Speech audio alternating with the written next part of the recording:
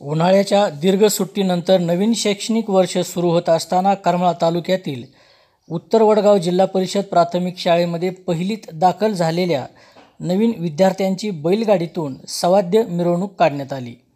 शाळेत शाळा प्रवेश उत्सव कार्यक्रम मोठ्या उत्साहात साजरा करताना विविध उपक्रमही राबविण्यात आले होते। या प्रसंगी शाळेला फुग्यांची आकर्षक अशी सजावट करण्यात आली होती। पहिलीत दाखल झालेल्या मुलांचे औक्षण करून त्यांना फेटे बांधून त्यांच्या हातात गुलाब पुष्प देऊन शाळेच्या वतीने त्यांचे स्वागत करण्यात आले। त्यानंतर पुस्तके वाटप करण्यात आली।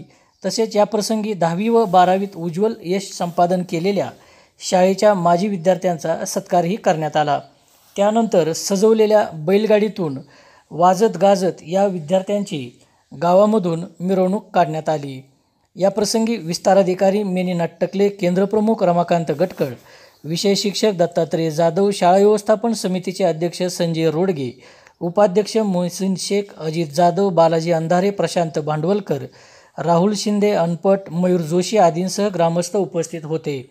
हा कार्यक्रम यशस्वी करण्यासाठी शाळेचे मुख्याध्यापक नवनाथ ससाने, शिक्षक मधुकर शिंदे, सुनील नरसाळे, महेश होनकळसे, शिक्षिका सुलभा खुळे यांच्यासह अंगणवाडी सेविका यांनी परिश्रम घेतले।